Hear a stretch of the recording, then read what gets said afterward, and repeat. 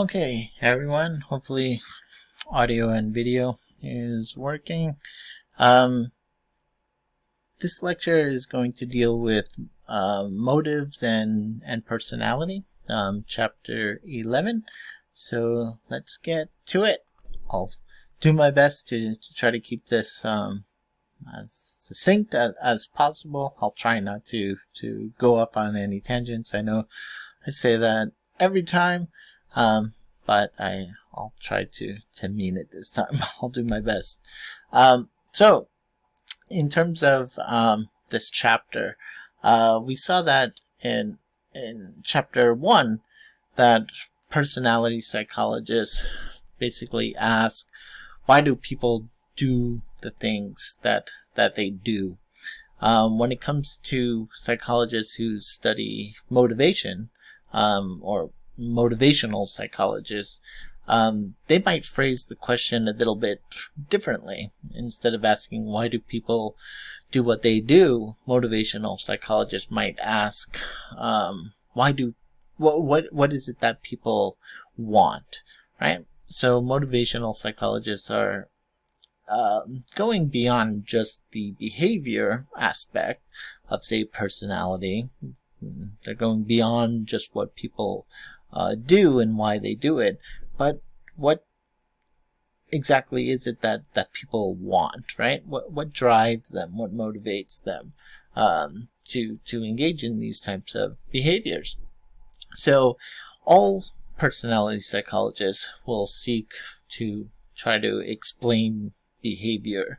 That's not unique to motivational psychologists, but personality psychologists who are interested in motivation look specifically at, they look specifically for a desire or a drive that that propels people, that moves people to do the things that they do. So in this chapter, we'll cover some of the major theories of motivation in humans, and we'll examine some of the research findings about these different theories on motivation. So just to summarize this first slide, motivational psychologists will ask, what drives people to do the things that they do?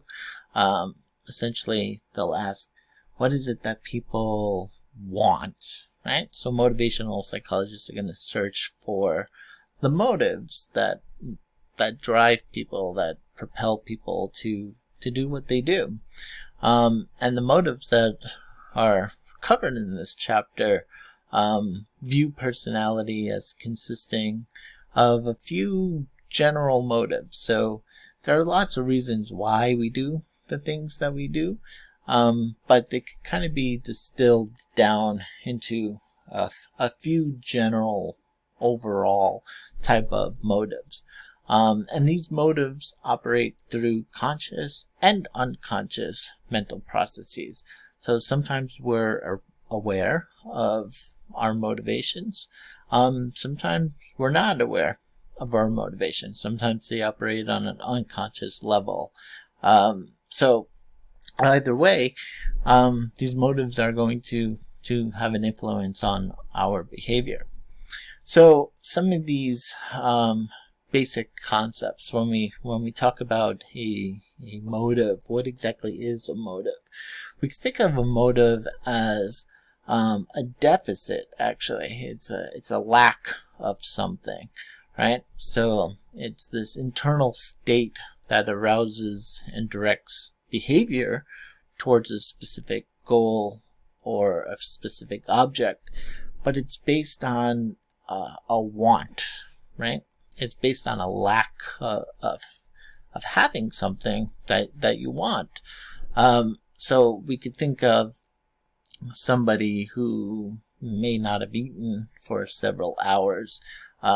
They might be motivated by hunger to go search for food. So it's the lack of food that is causing this type of motivation. So it's an internal state that arouses and directs our behaviors towards a goal, but it's often the result of a deficit or having a lack of something that we need, right? So it's caused by a deficit or a lack of something. And this deficit or the motives that people have can differ from each other in terms of type and amount. So you could think of the difference between, say, hunger and thirst as an example. They're both, let's say, they're both motives to achieve some type of goal, but the goals are different. One is to achieve food, one is to achieve fluids or liquids. So motives can be different from each other in their type and in terms of their amount, their intensity. When we talk about the intensity of motives, or how motives might differ in intensity, that could be dependent on the person and that person's particular circumstances. So if you haven't eaten for a few hours versus a few days, we might experience a difference in intensity for the motivation to find food, for example. Another basic human need that we would have a motive for would be sex. So somebody who might be, say, a deficient, haven't had sex for, say, a few weeks compared to a few months or even a few years, the motive for, or the drive to find a sexual partner would differ in its intensity. So motives can differ in terms of the type of motives and the amount of motivation that's behind them. So again, motives are based on needs, and needs we can think of as a state of tension that exists within us. So the need for food, think about what hunger does to our body, right? It creates a state of tension, a state of unease. You think about sex or being horny, right? So what does that do to us? It creates a state of tension, a state of unease. We're talking about primal needs here. So we can think of a need as a, say, state of tension. Once that need is satisfied, the state of tension is reduced. So motives will propel people to perceive, think, and act in ways that serve to satisfy a need. So this is what we mean when we talk about motives. This is that force that propels us to satisfy these needs that we have. And we'll see that not all needs are related to sex and food and shelter. Those are the most basic needs. According to some theorists, there's a hierarchy of needs, starting with those basic needs and moving up to some intellectual or spiritual type of needs as well. So, continuing along with this idea of motives, we can see motives or think of motives as part of the intrapsychic domain, right? So what do we mean by the intrapsychic domain? Just to refresh your memory, when we talk about the intrapsychic domain, this is a level of analysis that examines the unconscious parts of our brains, right? The unconscious parts of our minds, unconscious parts of our personality, essentially. This is that part that exists within us that kind of drives our thinking and our behaviors and our emotions that we're not necessarily aware of. So motives can fall within this realm as well for several reasons. The first is that motivational psychologists stress the importance of internal physiological needs and urges that propel people to think, perceive, and act in predictable ways. So these internal physiological needs, like food and sex and sleep, all of these basic physiological needs that we have, we don't really have to think about those things. They're there. And motivational psychologists will say, yeah, those are pretty important needs. They will lead to motivation to fulfill those needs. Those are pretty important things that you need to satisfy. And as we said before, that some motives are thoughts that operate outside of our awareness. So sometimes we might act in ways that are fulfilling a need that we're not even consciously aware that needs fulfilling, right? So we might have a specific need. Maybe it's a need for affiliation. That's a pretty basic need that humans have as social animals. A need for affiliation. So maybe we're lonely. We need to seek out people. We have this need to affiliate. This might drive our behaviors, but we might not know why we're acting in this way, right? We might not know that we're lonely per se. So some of these motives act outside of our conscious awareness. Also, psychologists who are interested in motives and other intrapsychic constructs will rely heavily on projective tests. And we spoke about projective tests when we were, a few times, but definitely when we were talking about the different research methods that are used in personality psychology. Excuse me for one moment.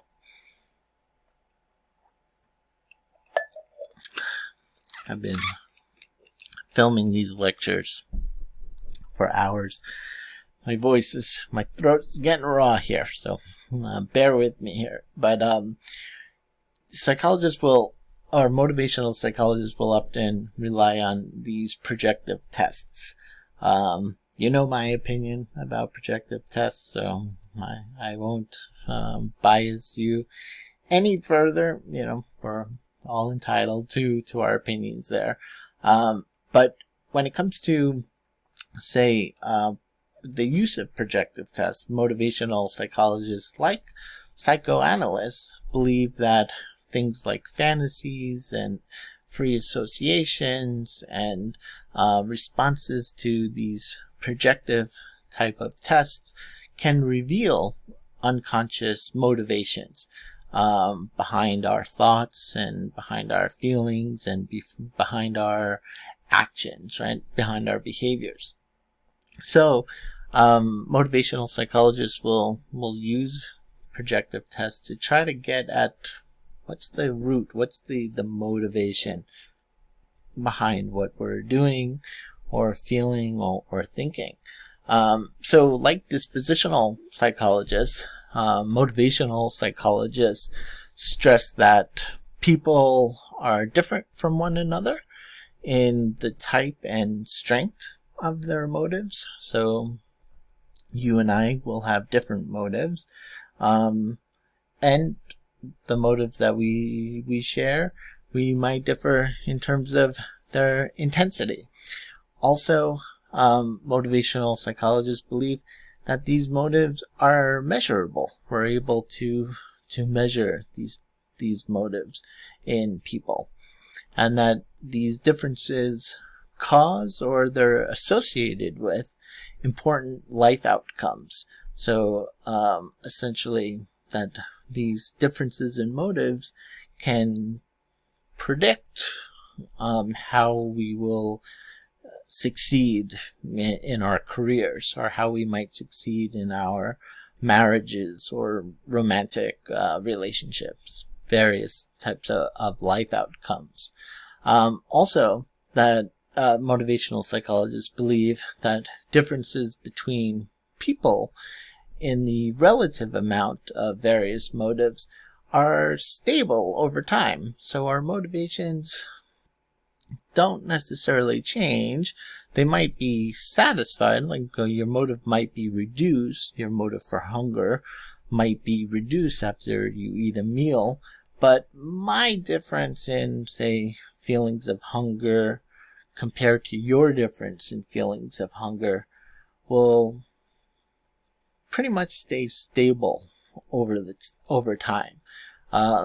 So that might explain, why some people have higher appetites than other people, or why some people have more or have a higher sex drive than other people. So relative to other people, our motives tend to be pretty stable, according to psychologists who study motives, right? And finally, motives may provide one answer to the question as to why do people do what they do, right? So motives can give us some insight into explaining human behavior. Okay, so one of the first researchers to develop a modern theory of motivation was Henry Murray. And he was a psychologist who was active in research from the 1930s into the 1950s. And Murray began by defining the term need. What exactly is a need, right? So for Murray, a need was a concept that he viewed as similar to the analytic concept of a drive, something that a force that moves us towards doing something, or moves us towards feeling something, or thinking something.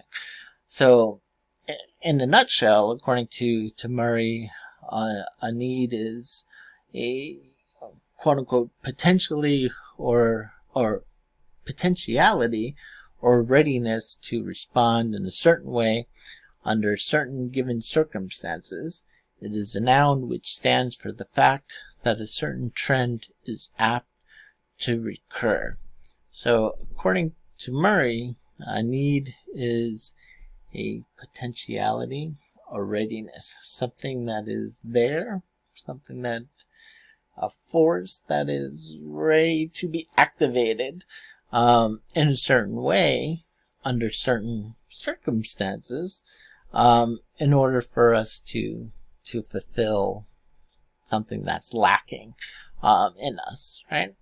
So the need refers to a readiness to respond in a certain way under certain conditions. So according to Murray, needs will organize perception, in a sense, guiding us to see what we want or what we need to see. What does that mean? Well, it means that needs can affect our perception of reality. So if we're hungry, if we're deficient in food, and we have a need for food, we have a motivation to seek food.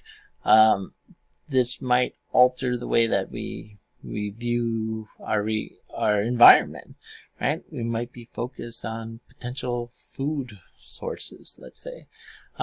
If we have a need for sex, we would have a motivation to find a sexual partner. So that might influence how we're perceiving our environment. Might actually influence how we perceive how people are acting towards us.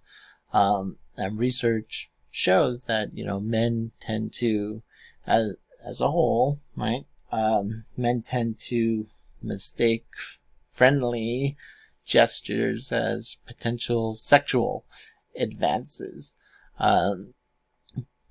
especially earlier on in a man's sexual life, or say early adulthood there, right? So our needs can affect how we perceive reality. We might be searching for things in the environment that might satisfy our needs. So they might lead to an altered state of perception in that sense. So based on his research with the Office of Strategic Services, which actually became the CIA later on. So Henry Murray was actually working with the CIA when he was developing this theory of needs. He proposed a list of fundamental human needs. So that list of fundamental human needs included ambition needs, and ambition needs are things such as achievement, exhibition, and order. So these types of ambition needs are our need to achieve, our need to show off, and our need to have some stability or order in our lives. Another fundamental human need was the need to defend our status, and this is related to dominance. So essentially, our need to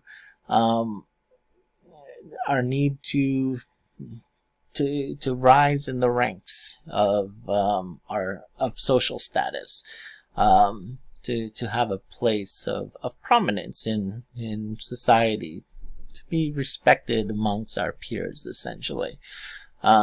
Another fundamental need was the need for social power.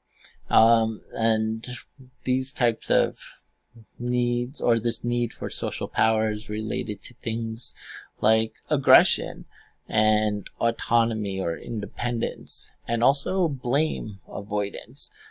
So basically, putting the blame on other people. Like, miss me with that bullshit, right? It wasn't my fault. This is all a way of exerting social power. That's a little different than defending status, which he reviewed as a separate need. This was more of an aggression type of need that we have. And the opposite of that, he also believed as a fundamental need that humans have, social affection needs. So these are things like the need to affiliate, so the need to be around other people, and to be accepted by other people, and the need for nurturance, so to be loved and to be cared for. That these were all fundamental human needs that we had. And Murray also believed that each of these needs is associated with, number one, a specific desire or intention. So each of these needs has its own desire or its own intention behind it. Number two, a particular set of emotions that comes with each of these human needs. And number three, a specific set of actions that come with these needs. So according to Murray, we have these 4 distinct human needs: ambition needs, the need to defend our status, needs related to social power, social affection needs, and there's a specific desire behind these needs, or a specific intention behind these needs, and these needs have a particular set of emotions that come with them, and a specific set of actions or behaviors that come with them as well. So, according to Murray, needs organize actions by compelling a person to do what is necessary to satisfy the need. So we have a need. It's going to make us act in a way to satisfy that need. And again, needs refer to states of tension and uncomfortableness that exists within us. And when we satisfy that need, the uncomfortableness goes away, or is reduced at least. As we said, Murray proposed a list of fundamental needs that we already discussed. And as we discussed, each need is associated with a specific desire or intention, and a particular set of emotions and specific action tendencies that come with these needs. So different needs tend to be, let's say, driven by different desires. Different needs tend to produce different emotions in us, and different needs tend to make us act in different ways.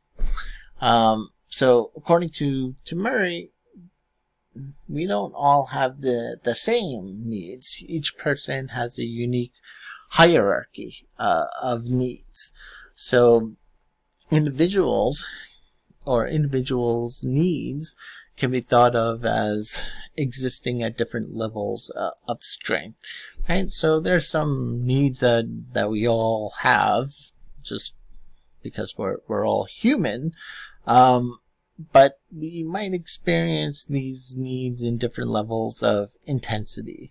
Some of us might have much stronger, say, need for affiliation or need for social dominance or status than say others, right? So we'll all differ in terms of the intensity of these needs, and each need interacts with the other needs that exist within us. So there's a dynamic relationship between our needs.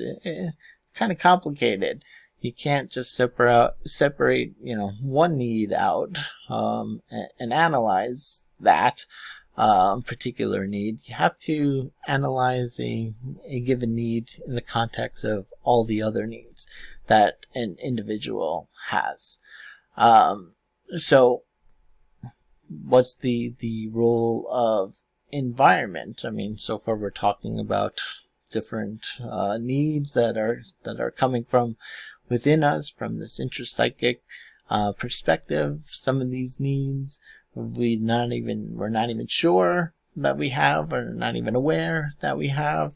But Murray's theory of needs says that elements in the environment can affect our needs as well, right? So if we come from or if we're in a nurturing environment, then we won't experience nurturance as a need or as a strong need. If we're in a relationship, or we have some type of friends with benefits arrangement or what have you, and sex is readily available whenever we want it, then the need for sex might be reduced.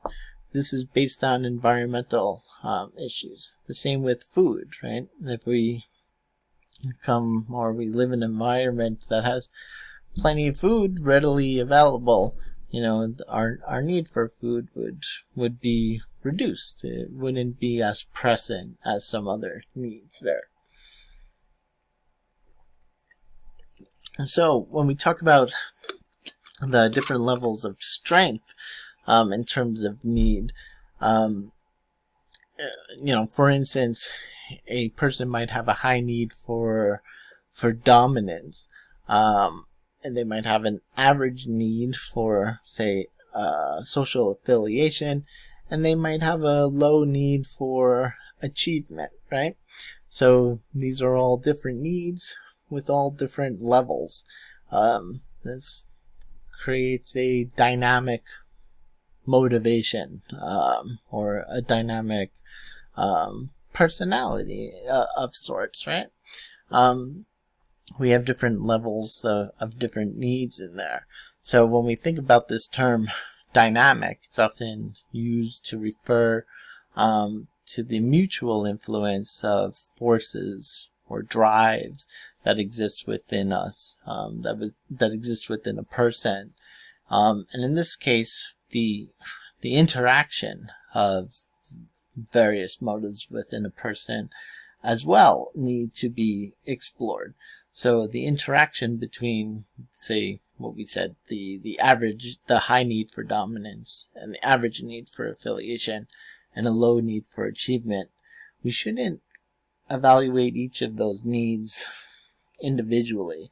We also have to think about the interaction effects, how they might, play off of one another, how they might interact with one another to produce a different thought or emotion or behavior in there.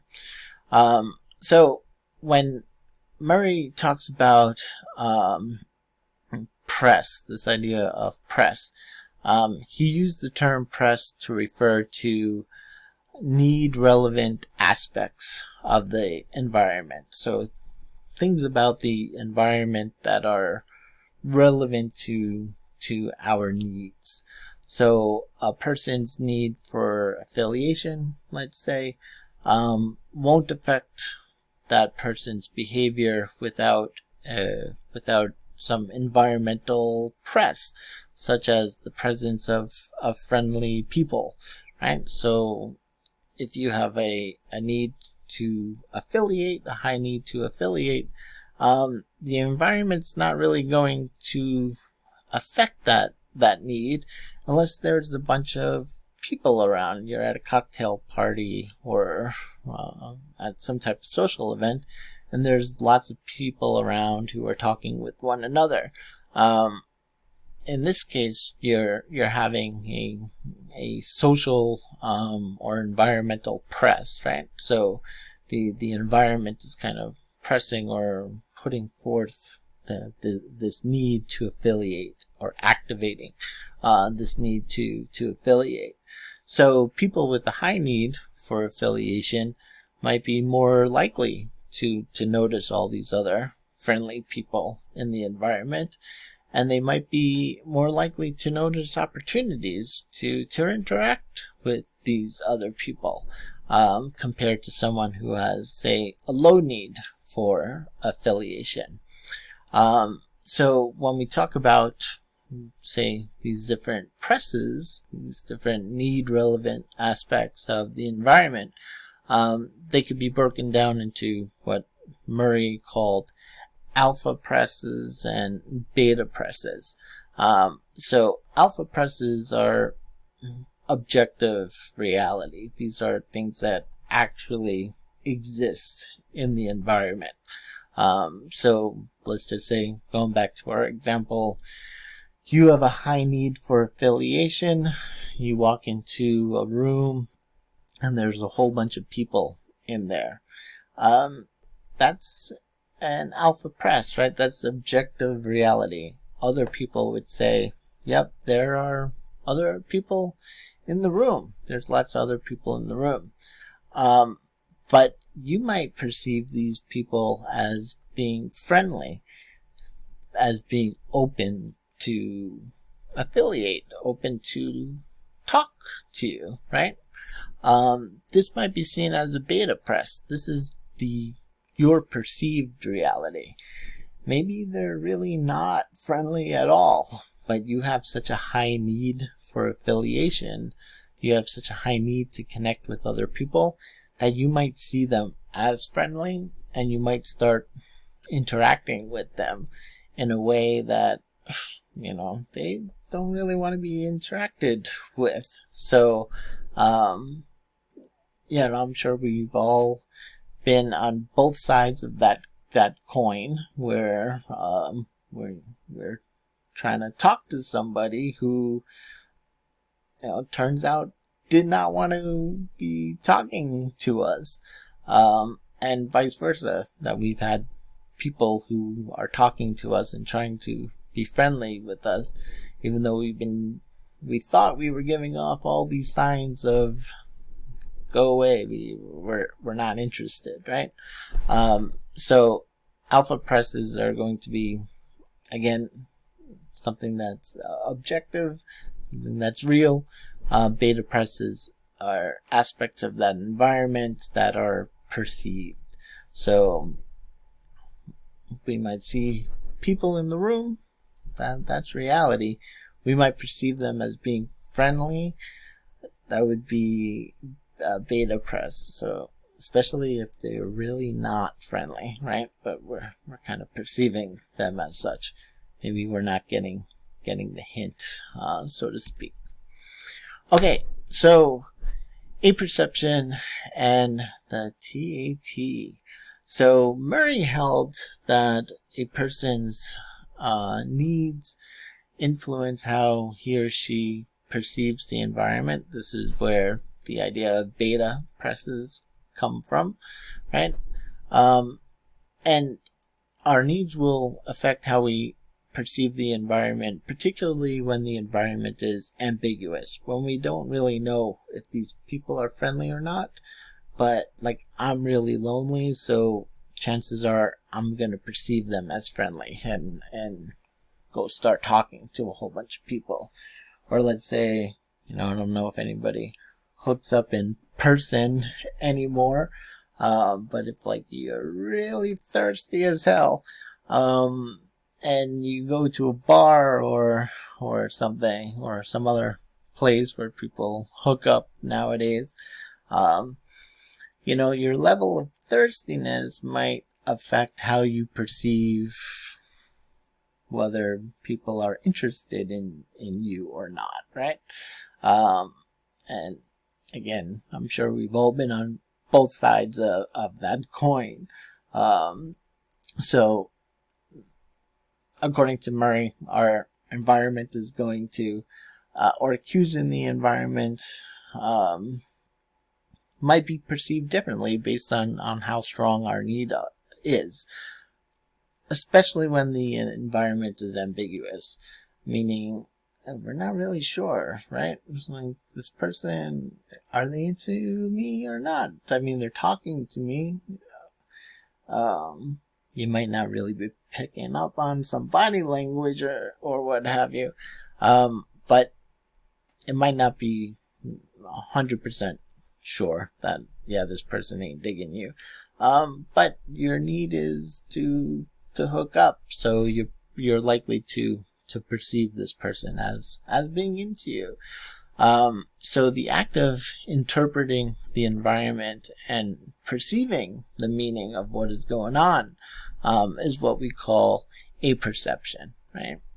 So we can think of apperception as exactly that. The act, looking at the text here, the act of interpreting the environment and perceiving the meaning of what is occurring in the situation, right?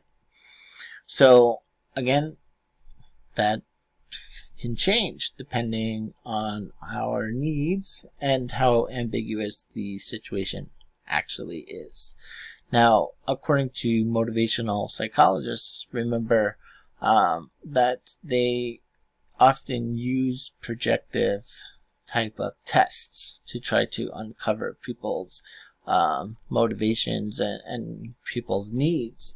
So because our needs and our motives influence our apperception, the way that we perceive the environment, if we want to know how a person, or if we want to know about a person's primary motive, what's actually motivating them, we might ask that person to interpret what's going on in a variety of different situations, particularly ambiguous situations, right? If we want to get to what does this person really need, Well, let's give them a couple of ambiguous situations and ask them what's going on in that situation.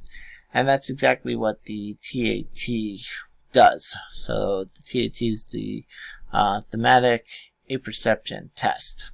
And it's a technique in which ambiguous pictures are presented to a participant, and the participant is asked to interpret what's going on.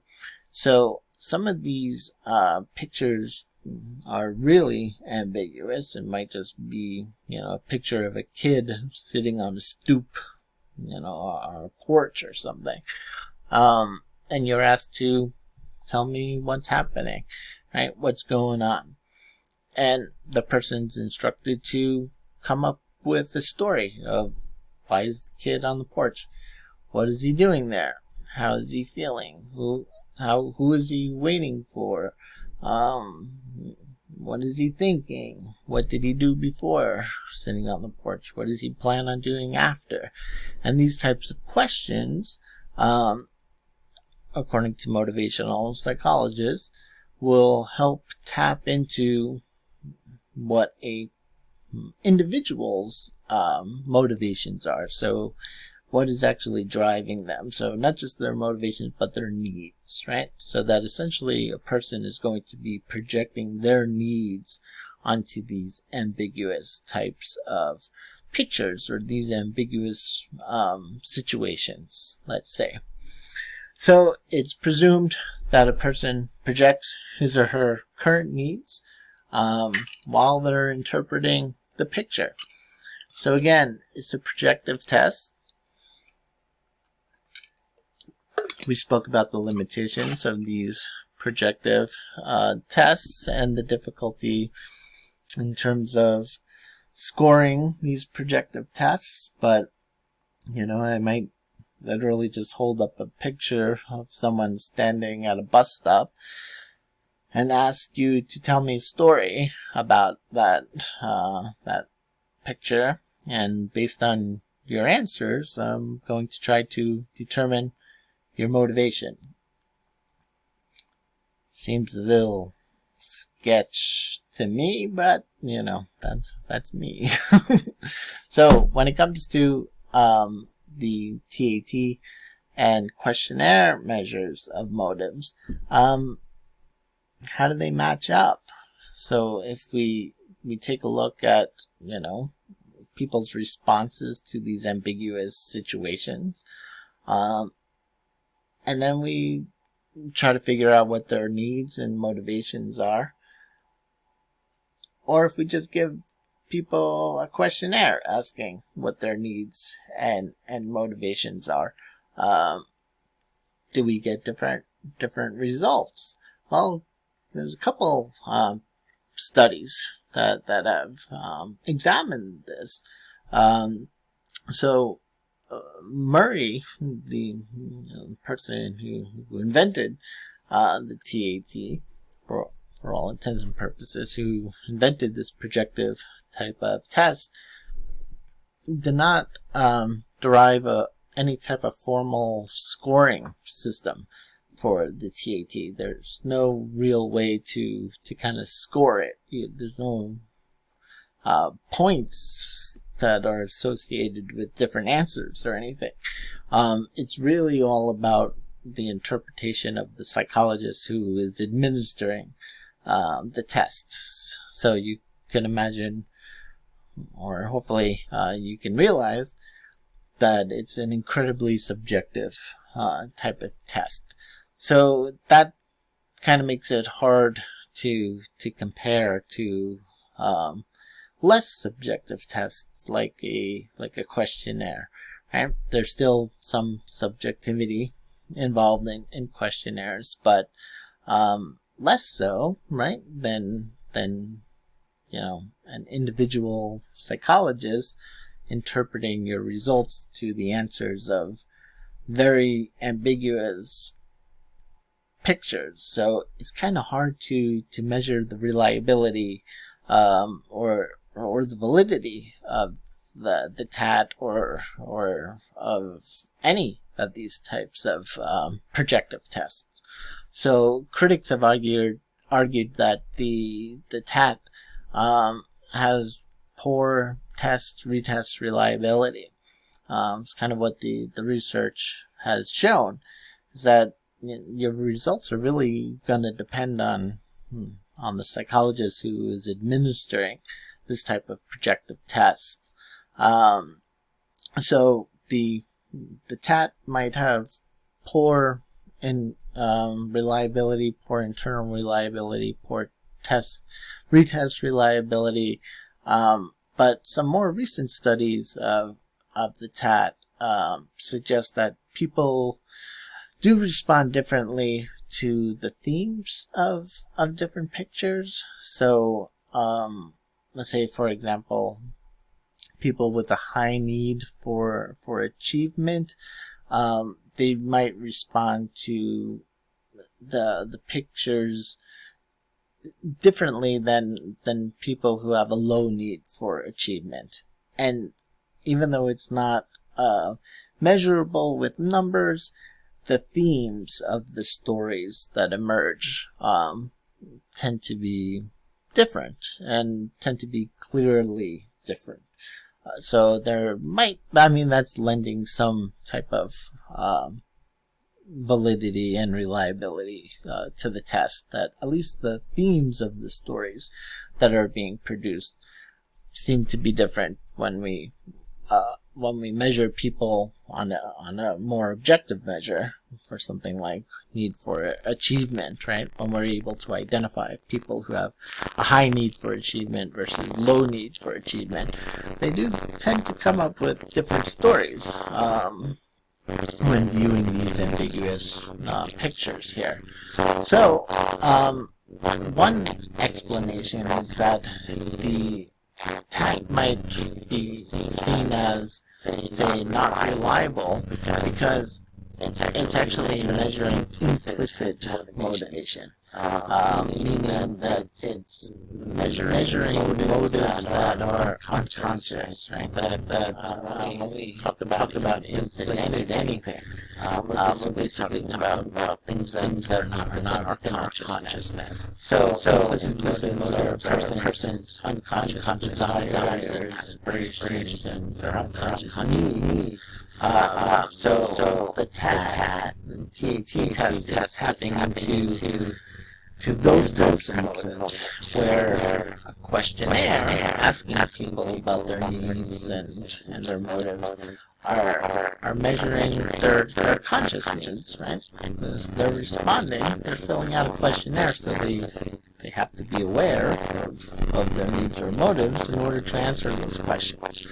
So the answer to some of the critiques or criticisms of the TAT is that, well, it's tapping into unconscious or implicit types of desires.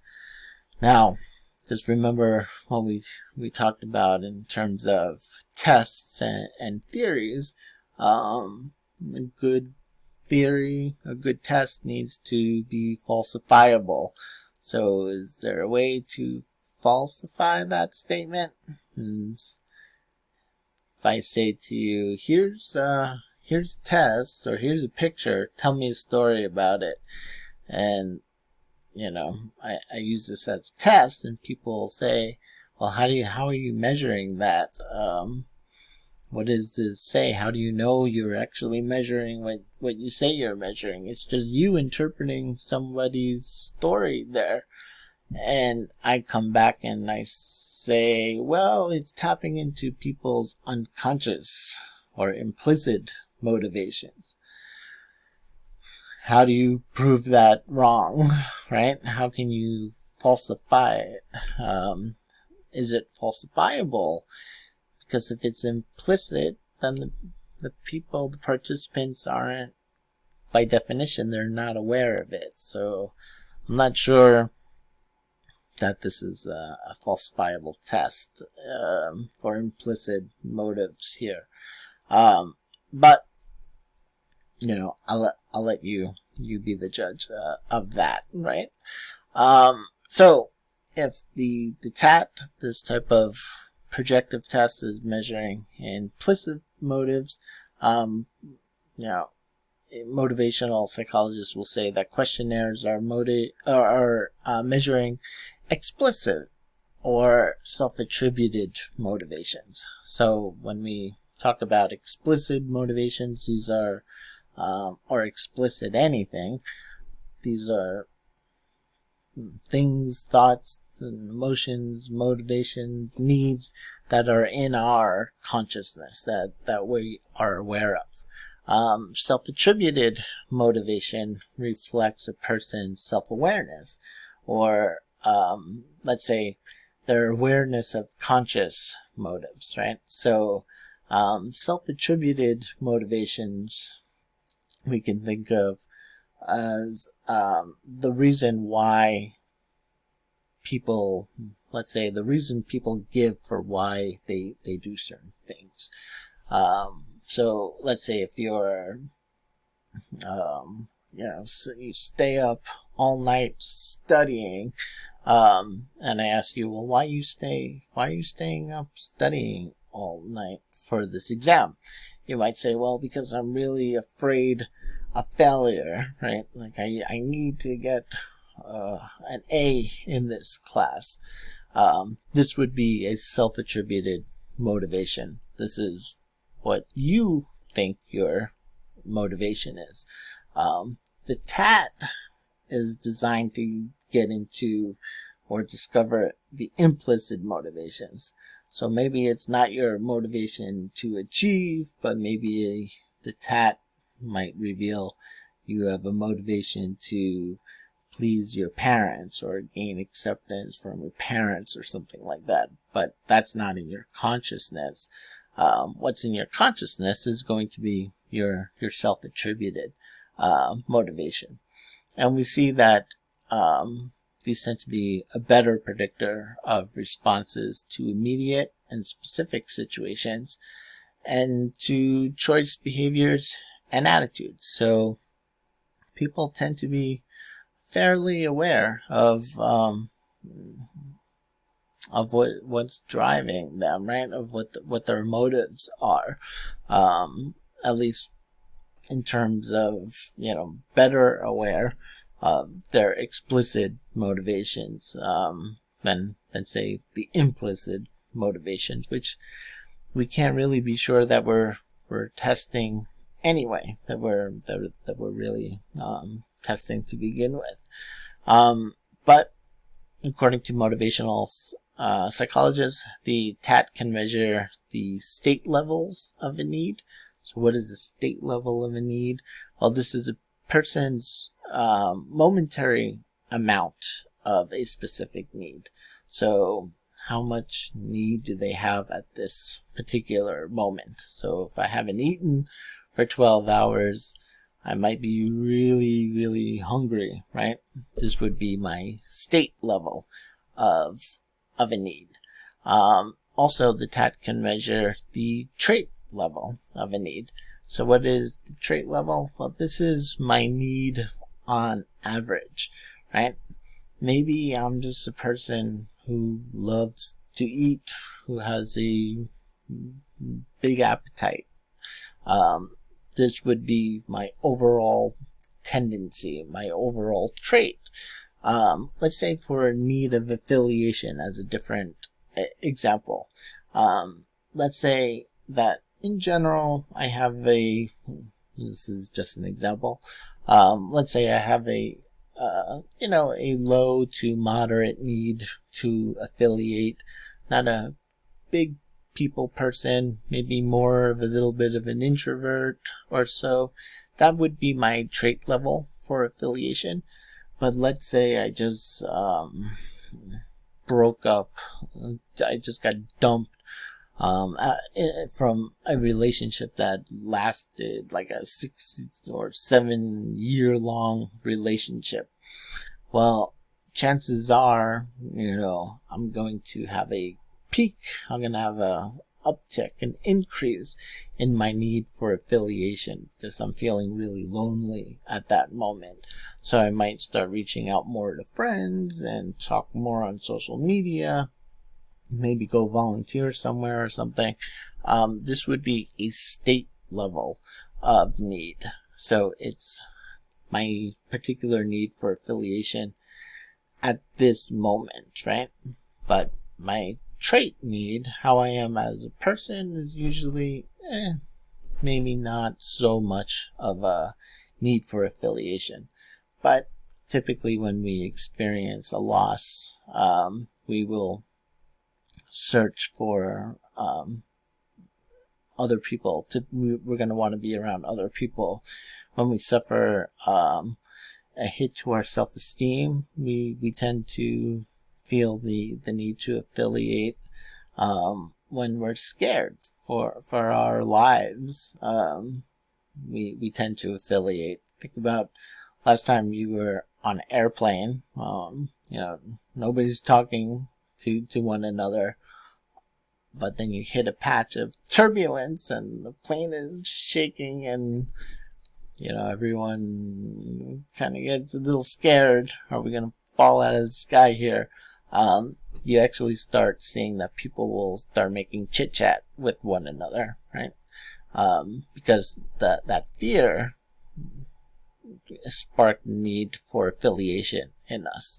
But that's dependent on the state, on our environment at that particular moment. Okay, so the big three motives. If we could reduce all of these different motives down to just three, what are they? Well, the need for achievement. Excuse me. This is the need to do better, to be successful, to feel competent.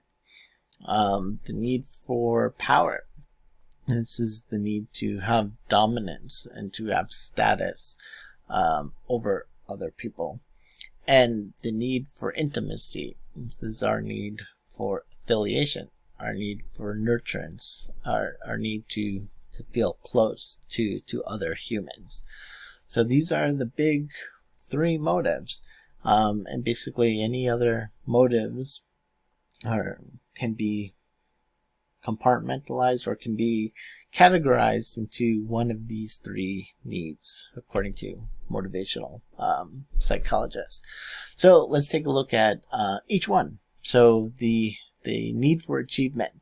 When we take a look at the need for achievement, people who have a high need for success, for doing better, they tend to prefer activities that are more challenging. They tend to enjoy tasks in which they are personally responsible for the outcome. So they might like to work alone, or they might like to be team leader if they have to work in a team. They also prefer tasks in which feedback on their performance is available. So people with a high need for achievement tend to like grades, and not just grades. They tend to like comments on their grades. They want to know why they scored the way that they did. So when it comes to, say, different areas in which sex differences occur, so we're talking about men and women here, there's little research that was known about the need for achievement among women at first, because most of this research was done at the Ivy League schools, the Harvards and Princetons and Yales, and only, is basically just filled with a bunch of rich white guys, rich young white guys. Women weren't even allowed, to go to some of these schools. So most of the very early research didn't even include women.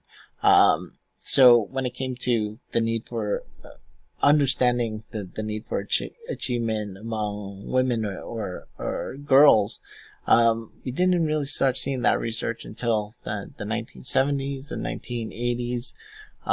So since then, some similarities and some differences have been found between men and women.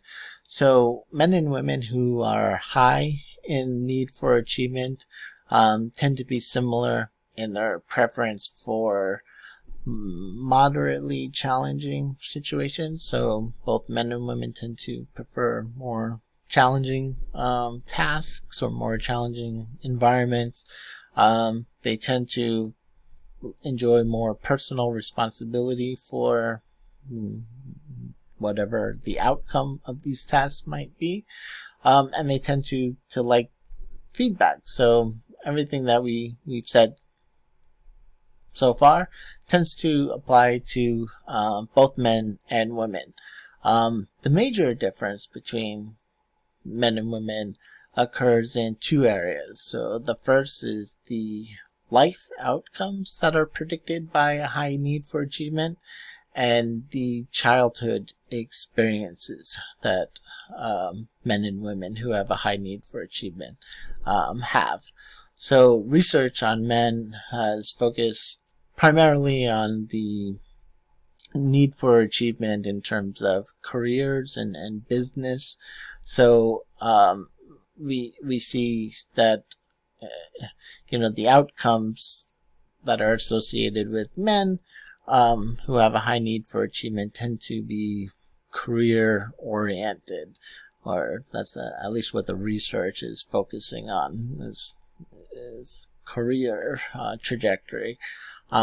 For women, high need for achievement, or these types of achievement trajectories, depend on whether the women value having a family, or whether a woman value, well, let's not say whether one or the other. Women are expected to, quote unquote, have it all, right? Have a full-time career and be a full-time a mom and wife and all that stuff. So they get double the work. But the research on need for achievement in women, we tend to see a split. So women, let's say, who are more career oriented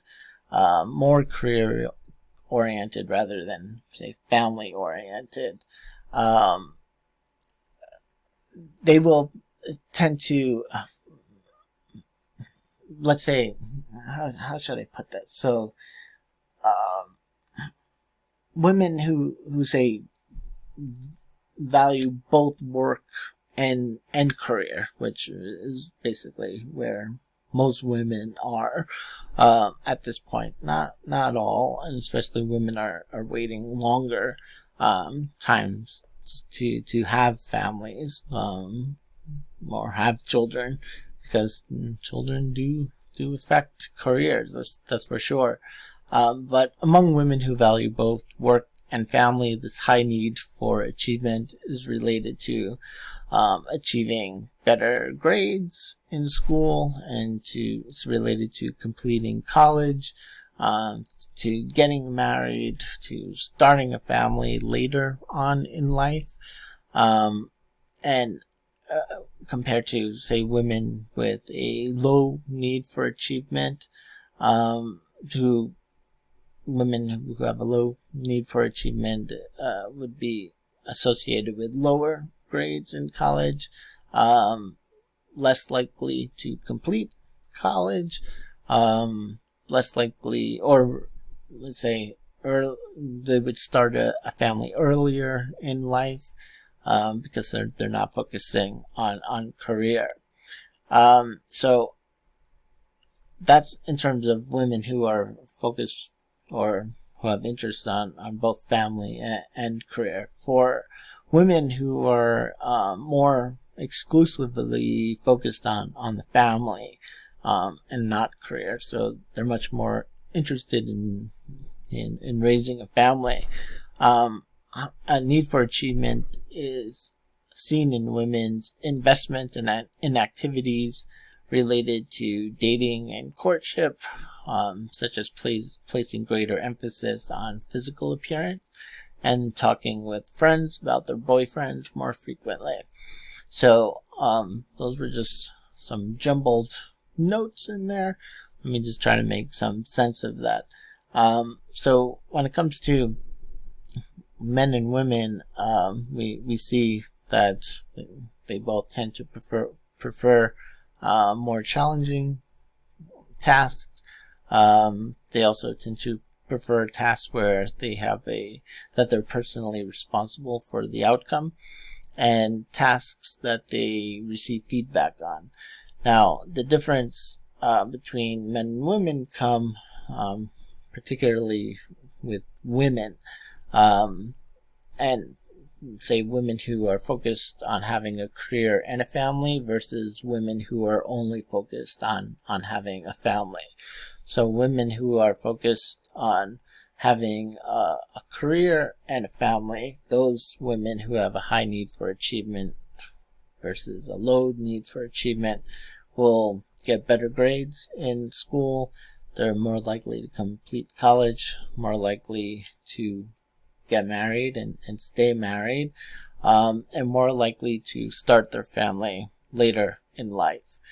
Those women who are more focused on starting a family and not interested in a career, among those women, those who have a high need for achievement are going to focus more on their physical appearance, focus more on dating and courtship, and basically finding a mate, and they'll spend more time talking about their romantic relationships with their friends.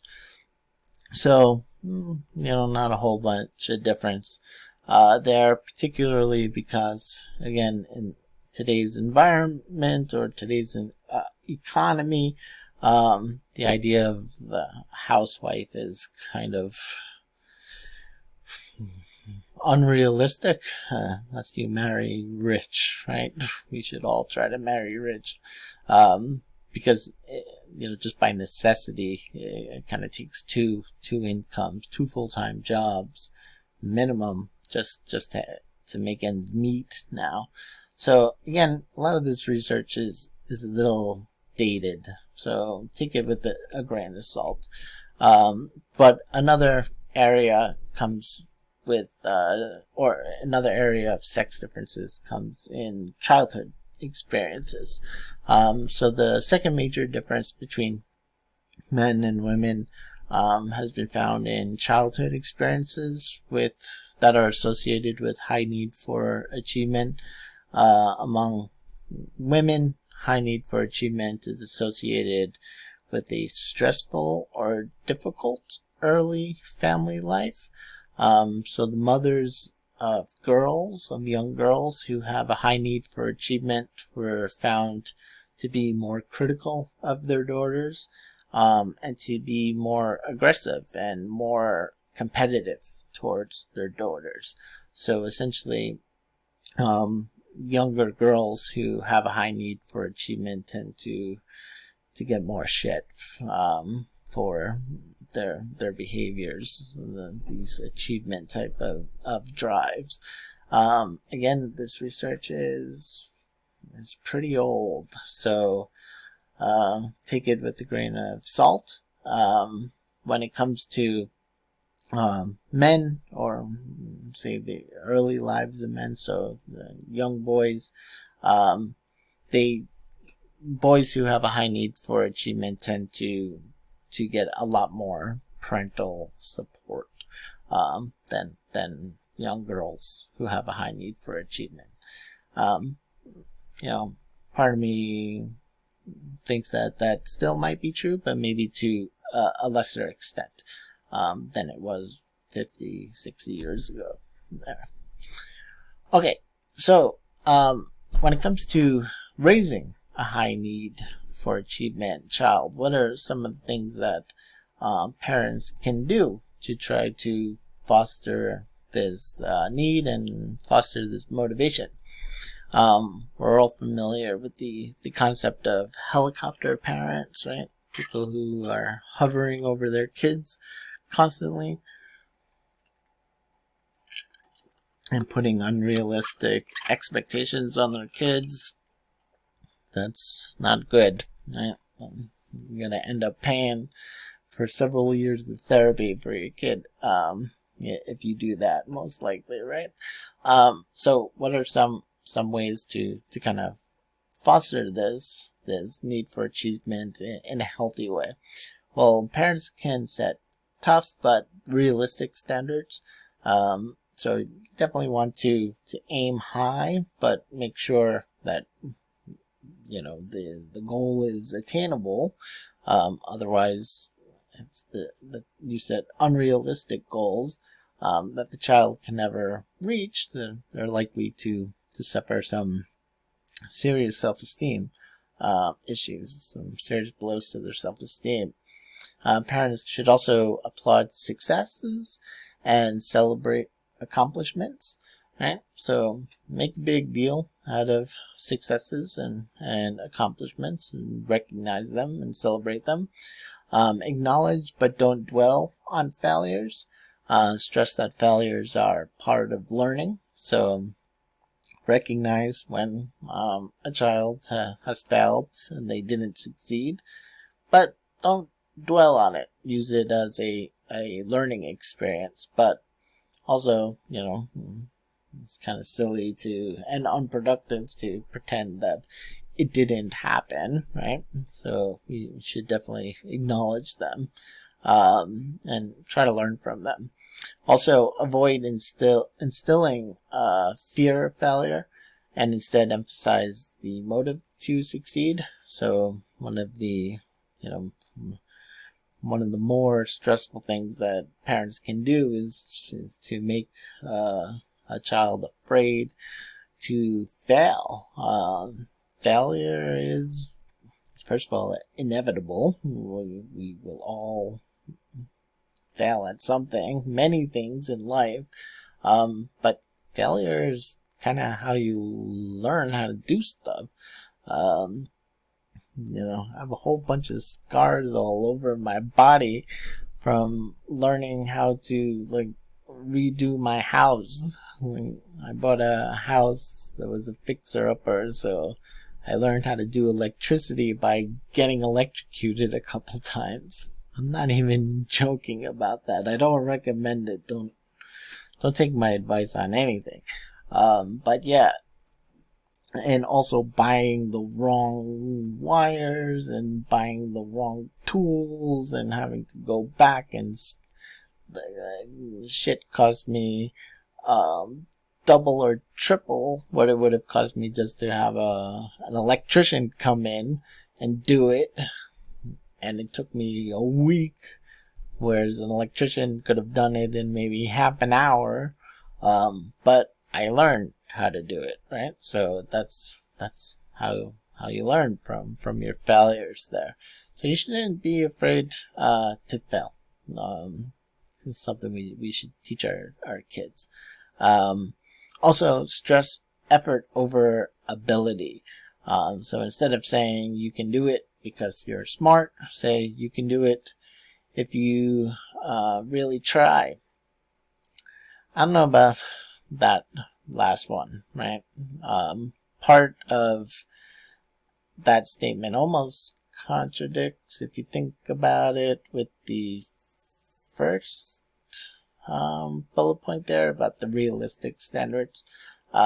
So we'll put an asterisk next to that one.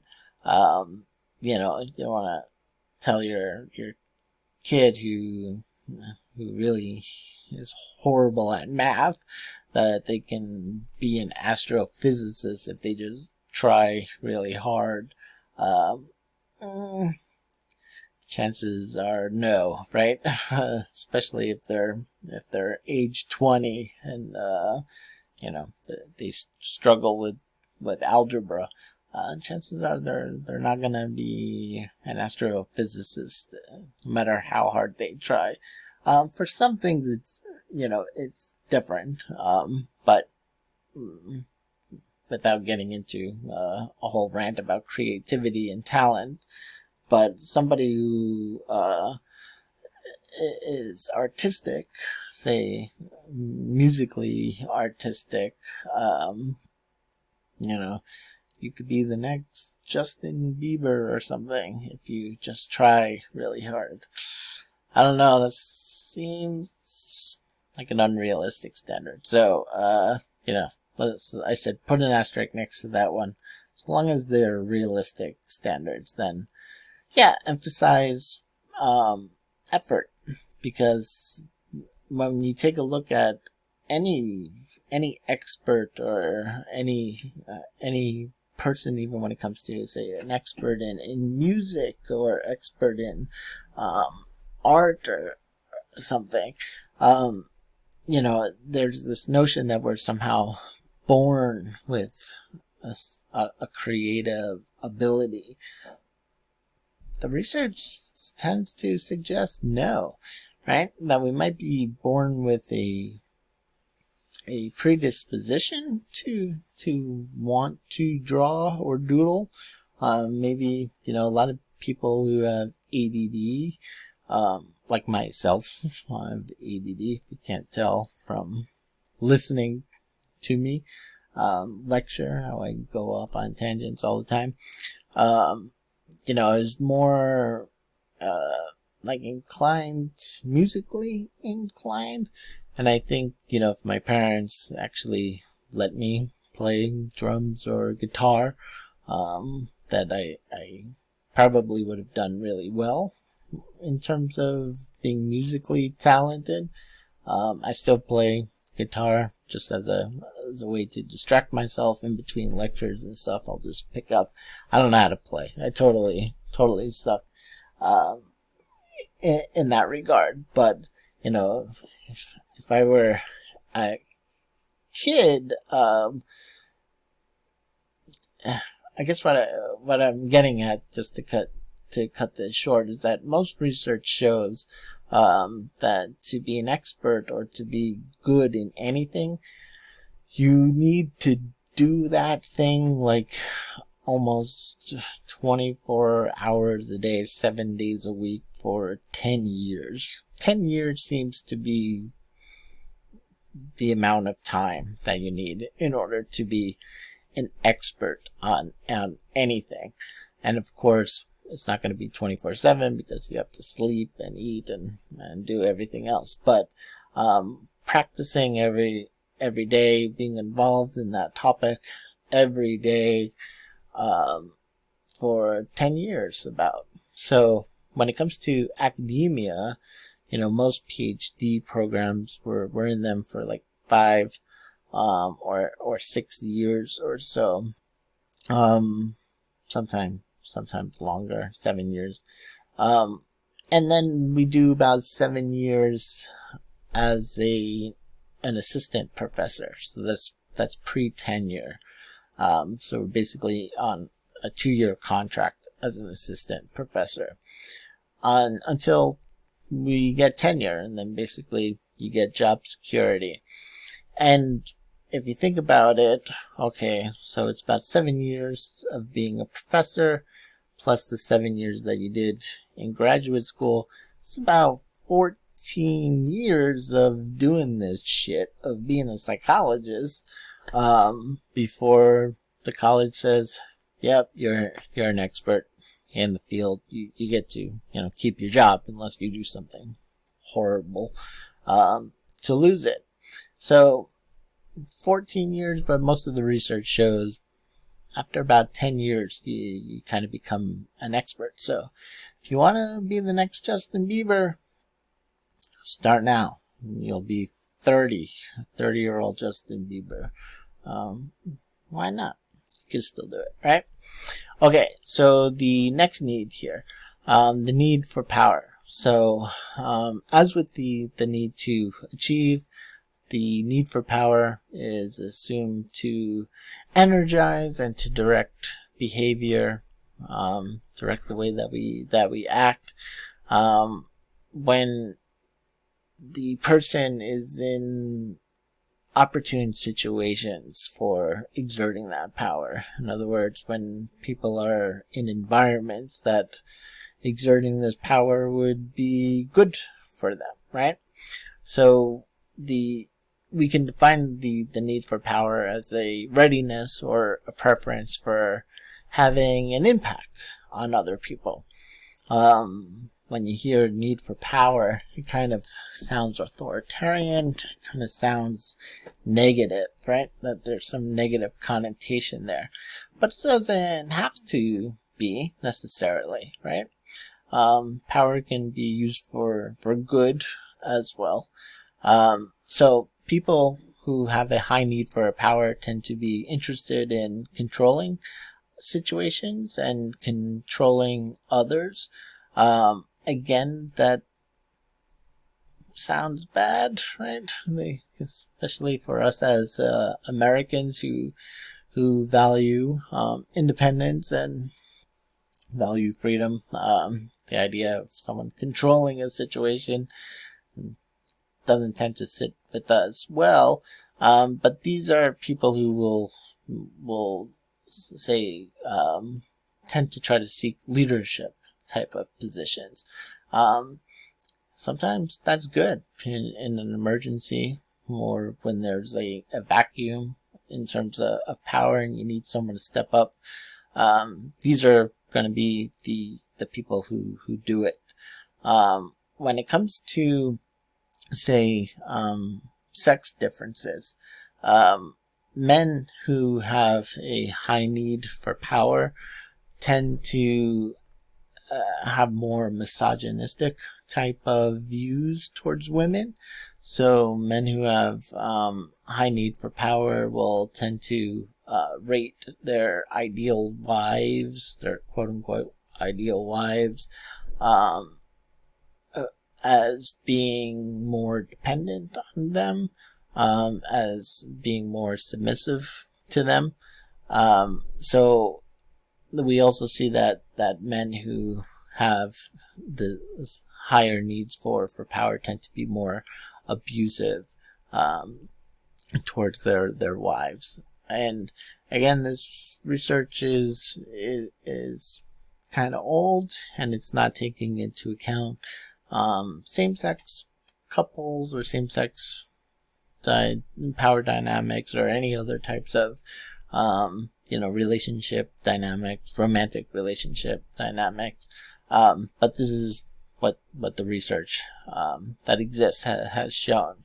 When it comes to research on the power motive, it has found no sex differences in average levels of need for power or in the kinds of situations that arouse the need for power between men and women. But men and women also don't differ in the life outcomes that are associated with need for power. So, such as having formal social power in terms of maybe holding a political office. The need for power doesn't seem to affect life outcomes in that regard, or having high power related types of careers like being a manager or a CEO, or any of these types of situations. The life outcomes seem to be the same between both men and women who have high needs for power. The largest and most consistent sex difference is that men who have a high need for power perform a wide variety of impulsive and aggressive types of behaviors. And women who have a high need for power don't perform these types of impulsive and aggressive behaviors. So that seems to be the primary or the largest difference and the most consistent difference there. Is men who have this need for power tend to be more aggressive than women who have a high need for power. Okay. The last need is the need for intimacy. Excuse me. My throat is raw at this point. So we could define the need for intimacy as the recurrent preference or readiness for warm, close, and communicative interactions with others. So this is a basic human need. We have a evolutionary based need for affiliation.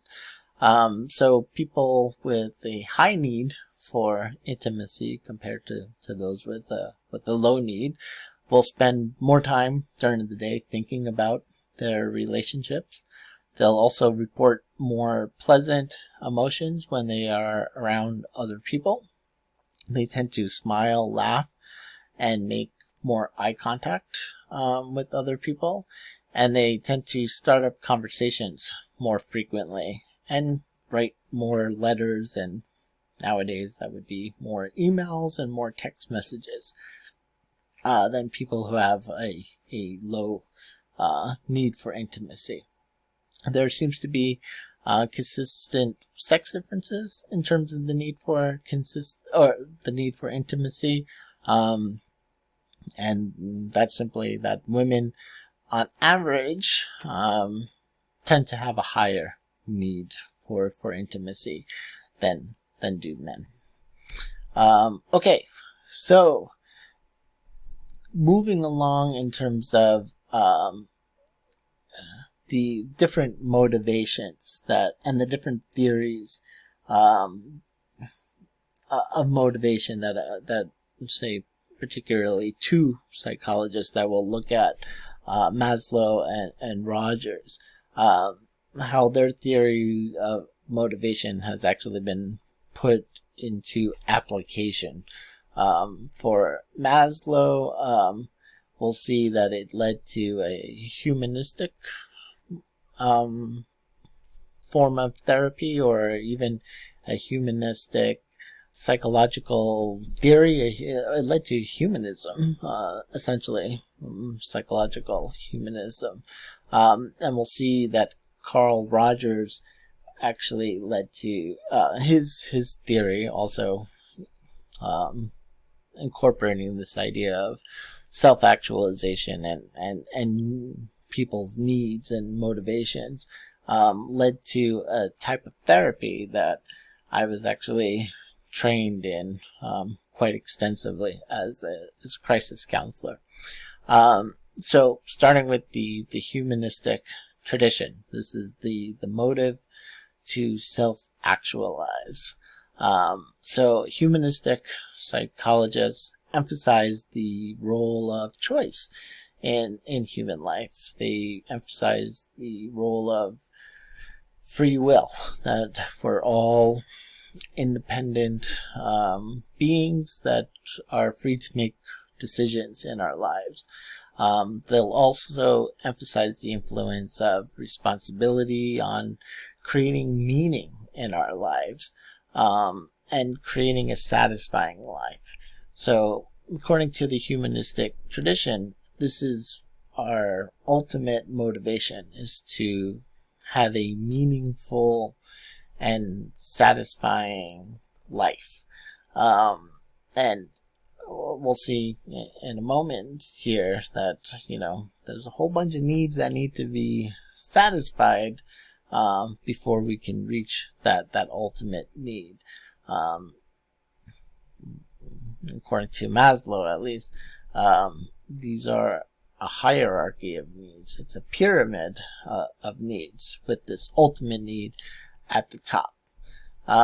So this approach, this humanistic approach, runs counter to analysis, or the psychoanalytic approach, and even the behavioralist approach, both of which kind of saw humans as being kind of bad and evil, that our free will makes us do horrible things.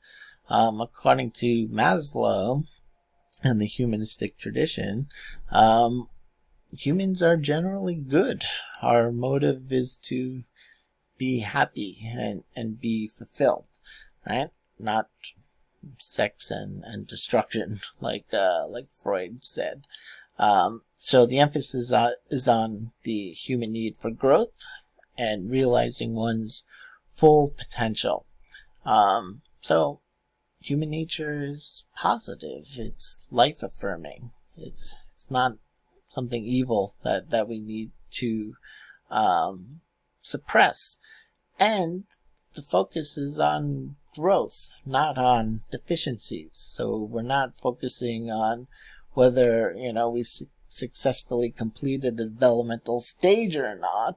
We're not focused on the problems that can occur or the things that go wrong during our development. Instead, we're focusing on things that go right and how we can make them go right. So the humanistic approach is a very different approach.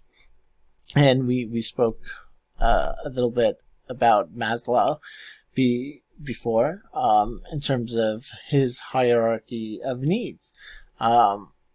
According to Maslow, self-actualization is the process of becoming more and more of what a person is capable of being, right? So becoming the real you.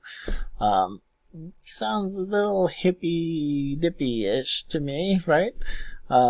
It's, or, well, I don't know, maybe because we see a bunch of these, self-help books that are being peddled about, like, find the real you and, just positive thinking will solve all your problems.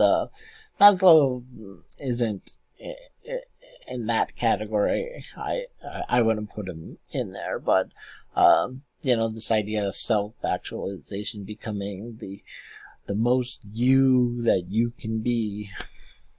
I don't know what the fuck that means, but, that's what, that's how he defined it.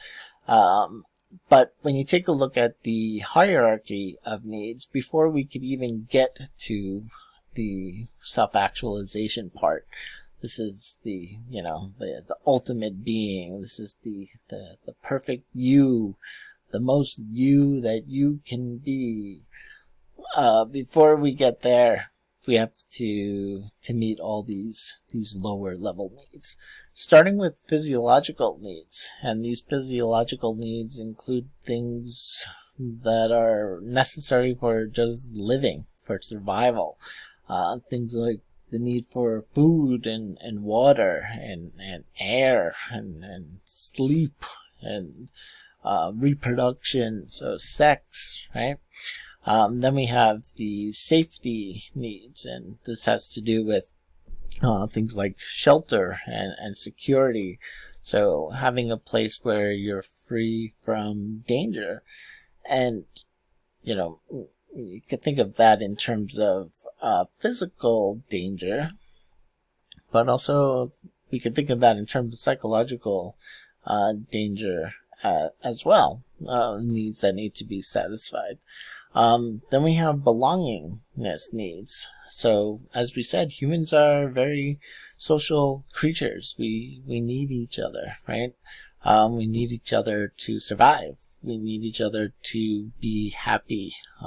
We need each other to make this whole thing we call society work, right? So we better start getting our act together.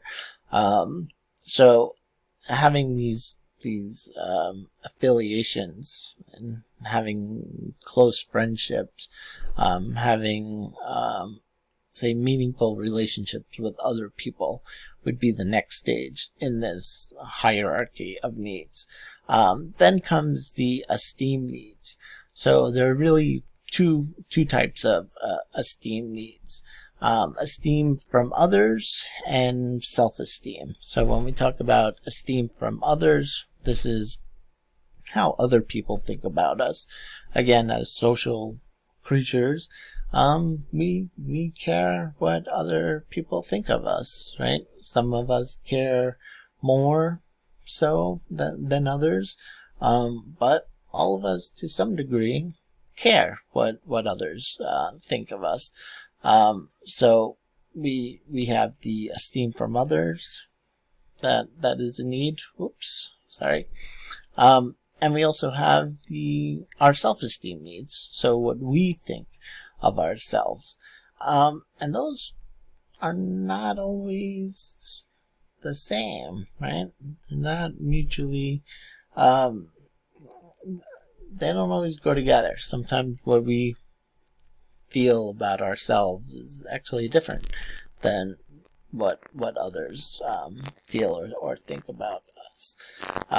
So, the closer that those two can get, the better off we are on our way to self-actualization, being our best person that we can be. And I know I'm sounding a little facetious about that, so let me stop with the sarcasm there. But when it comes to this self-actualization need, which I actually do think we have, it's just I like to meet the people who get to this point, right? Because that's a whole lot of stuff to get through before we can reach the top of this pyramid here, right? Just take a look at all the shit going on in the world today. I think a lot of us are down here, right? With the pandemic. Most of us are kind of hitting a ceiling down there. But when it comes to the self-actualization need, this is the need to develop one's potential to become the person that you were, quote unquote, meant to be. So you might think this is difficult, and it assumes that one must first figure out what one was meant to be. But people who are self-actualizers, people who have reached this point, seem to just know who they are. And they have relatively few doubts about their direction in life. So you would think, like, in order to self-actualize, to be the person I'm supposed to be, I have to figure out who I'm supposed to be. But self-actualizers kind of just know it when they get there. The best example of a self-actualizer is the dude from Big Lebowski. So, those of you who know what I'm talking about, you should put that in your next assignment or so. So I'll give you an extra point or two. Those of you who don't know what I'm talking about in terms of the Big Lebowski, better get some culture and go watch that movie. It's awesome. You'll love it. It's a great movie. Okay, so when it comes to Maslow's contributions, he developed his theory based on his ideas and his thoughts about motivation.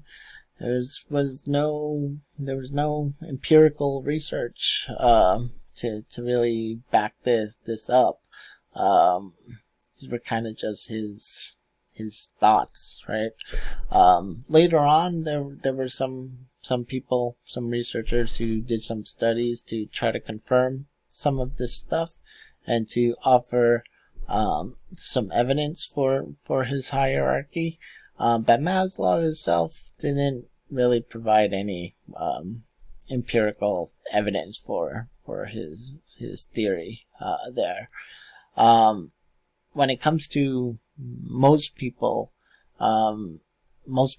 are not self-actualizers. As I said before, most of us are still just trying to satisfy those basic needs for those basic physiological needs, but also those needs for safety and belongingness and esteem. self-esteem as well. So most of us will never reach self-actualization.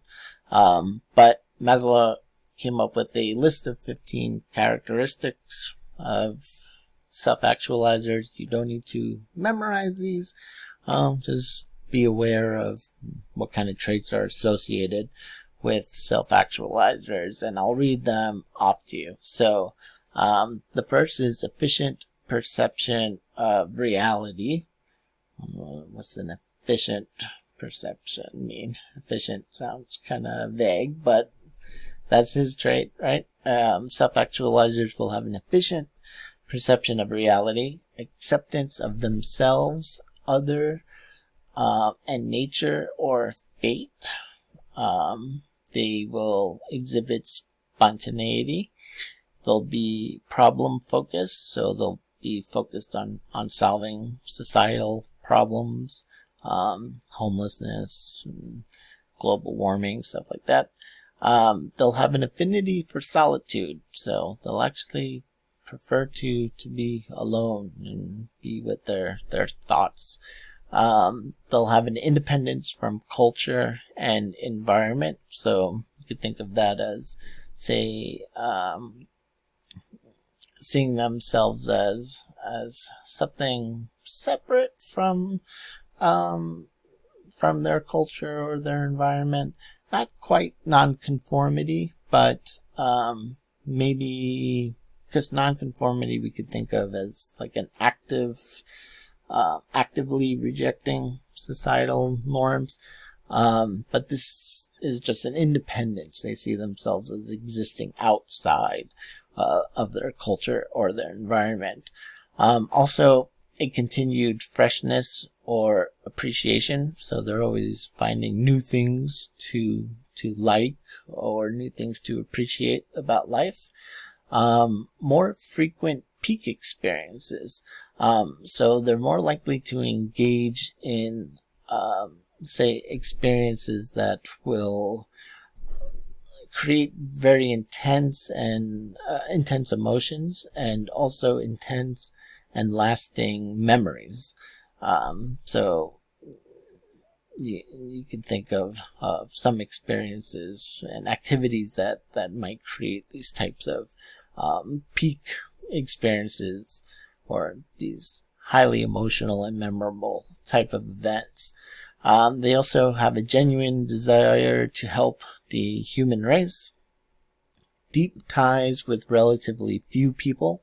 So again, tends to be a little bit more introverted, have a small but close set of friends.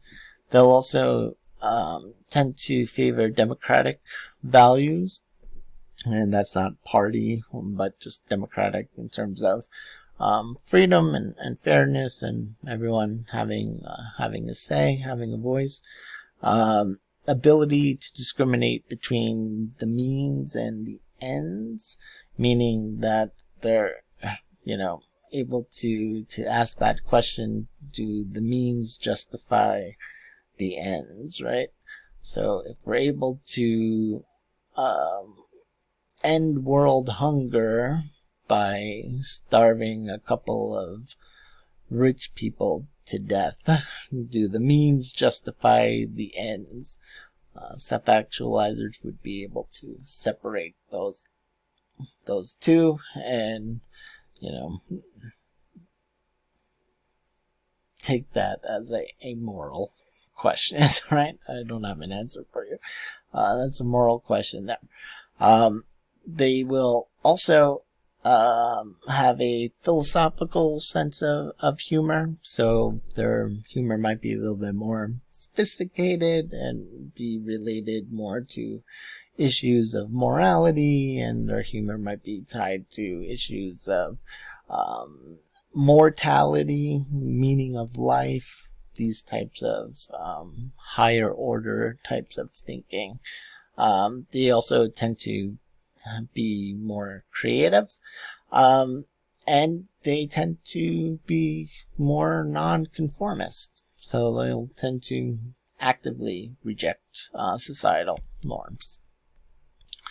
Okay, so coming from Maslow's work, um, we see that Maslow was focused on the characteristics of people who were self-actualizers.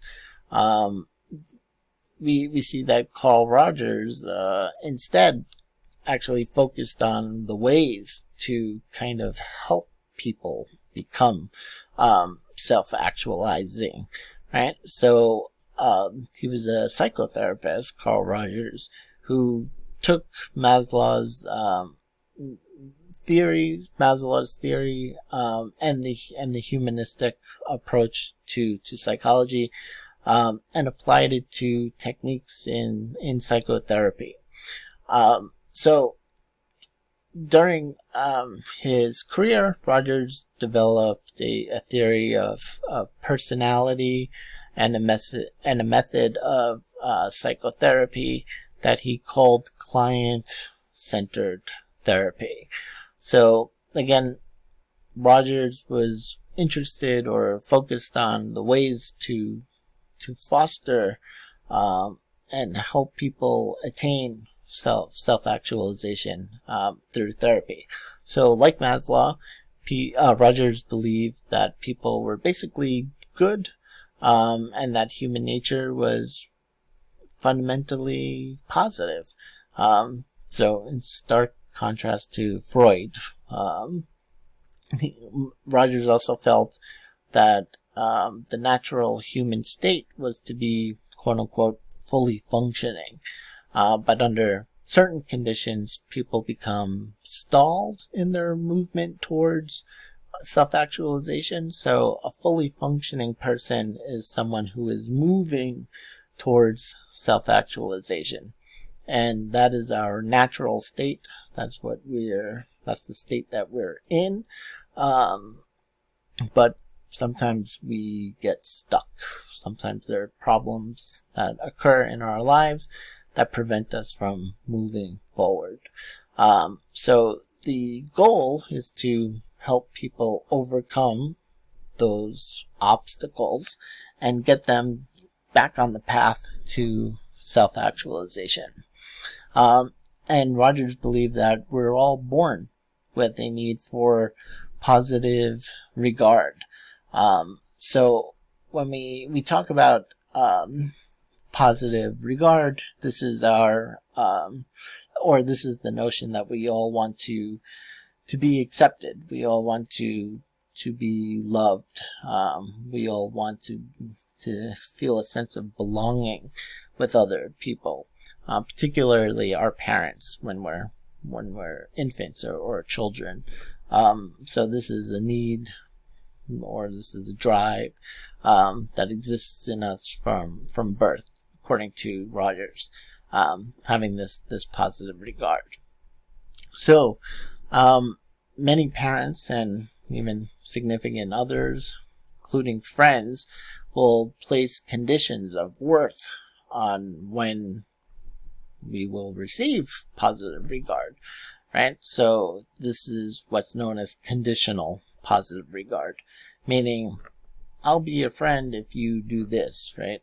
Or I'll love you or show love to you if you act this way, or you behave that way, or you become this person, right? So these are conditions that are placed on somebody in order for them to get positive regard from others. So this is no good, according to Rogers. This type of conditional positive regard doesn't fulfill our need for positive regard. We need what's known as unconditional positive regard. So the key to development of this unconditional positive regard and moving toward self-actualization is receiving this unconditional positive regard from our parents and from our significant others, and that includes our friends, might even be teachers in a therapeutic session. That's your therapist.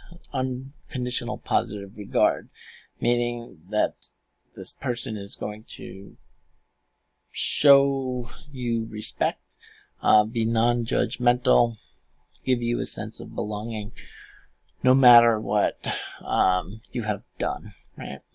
We'll see how that works in therapy in a second here. So, the notion of anxiety for Carl Rogers, he believed that anxiety results when people get off track. So we're all born with this need for positive regard. We all have this motivation to reach self-actualization. Sometimes we get stalled, we get stuck in our process, and getting stuck or getting thrown off course will produce anxiety for us. So when it comes to anxiety, this is the result of having an experience that doesn't fit in to our self-concept, or it doesn't fit into our path towards self-actualization. So Rogers' approach to therapy, what he called the client-centered approach, or client-centered therapy, is designed to get people back on the path towards self-actualization. How do you do that? Well, there's 3 conditions that Rogers says need to happen during the therapeutic process. The first is that there must be an atmosphere of genuine acceptance of the client by the therapist. In other words, unconditional positive regard, right? Sorry, that's the second one. So there must be an atmosphere of genuine acceptance. So the therapist must create an atmosphere in which the client feels accepted. Second, the therapist must express unconditional positive regard. I'll give you some examples of this in a minute here. And the therapist must have empathic understanding. So empathic understanding is where the client feels that the therapist can understand him or her. And not just understand him or her, but actually kind of feel that the therapist actually feels their pain as they feel it. So the issue of unconditional positive regard can get tricky, because humans can do some really god awful things, right? And I was trained in Rogerian tactics or techniques when I was a crisis counselor, and I did crisis counseling for for many years. And one of the tenets was to offer the client unconditional positive regard. So no matter what they did, you were supposed to support them.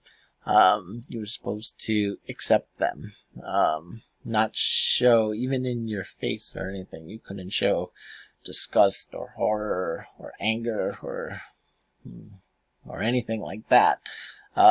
So like sometimes we would get, we had walk-in clients, but a lot of the counseling we did was by phone. So we would get callers calling into the crisis hotline who would, tell me that they did something, really abusive to somebody. And, I was there to ask them, well, it took you a lot of courage to call this hotline, to talk about that. How does it make you feel, what you did, right? And, I don't know, part of me feels good because I think they deserved it, but part of me feels guilty. And then, unconditional positive regard. how we might respond was, yeah, well, it's normal to be conflicted about, some of the things that we do.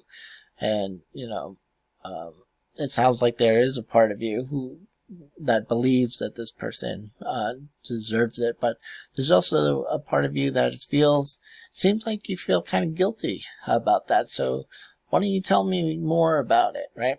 And they might have just told me that they did some really horrible freaking thing to this person, but I'm there to offer this unconditional positive regard. So you have to remember what the goal of crisis counseling is this person is calling in a state of crisis, and it's our job to take them down a few notches, and then ultimately refer them to someone who will be able to help them on a long-term basis. But it could be really difficult. Believe it or not, this is what got me to decide that I did not want to be clinical psychologists. Most people, most undergrads, want to be clinical psychologists. That's kind of why we go into psychology. So we want to help people, and we want to do therapy. I'll say before you start going into programs or looking into therapy programs, licensed clinical programs or MSWs or anything, go volunteer at a crisis hotline or at a crisis center and see if you can handle it. So, I mean, I can say that I couldn't. There were some monsters out there. So, made me decide this wasn't for me. So now you guys get me, and I have the pleasure of now talking to a little dot on my laptop, which I swear I think I'm gonna go blind at the end of this semester here from eye strain. Okay, so just to summarize, wrap this thing up. We're almost at 2 hours now. So summary and evaluation of the chapter. Simply speaking, motives can be used to explain why people do what they do. So the why behind people's behaviors, and motives or motive explanations imply a goal that pulls people to think and act and feel in certain ways, right? So there's some type of force or some type of drive behind these explanations, these quote-unquote motives, that is making us think and act and feel in certain ways. And the motivational approach to personality psychology has a long and a fruitful history, a lot of research there. A lot of it can be updated, to tell you the truth. Some of it's pretty old, but it has helped us in understanding why people do what they do. And we see that some motivational theories, such as Maslow's theory, and his humanistic approach, has actually been applied to psychotherapy and used in psychotherapy, particularly by Carl Rogers. And we see even now that most therapy or most therapists now use multiple approaches. They use a mixed model approach to psychotherapy. A lot of it's cognitive behavioral, but you'll see elements of Rogerian principles pop up in there as well.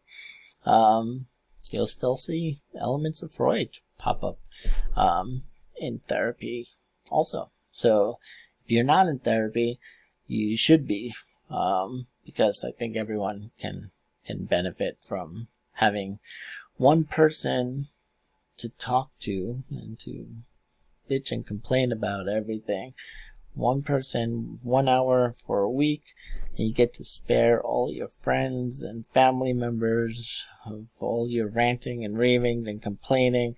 And this person is great because they're getting paid, so they have to sit there and listen to you. So I think all of us can benefit from it. But I'm a psychologist, so I'm biased. Of course I'm going to say go see a psychologist, because, self-interest, right? Even though I don't do therapy. Okay, that's it. Whew, I am exhausted, so I'm sure you are too after listening to all of this. I will see you next time. Take care for now. Bye bye.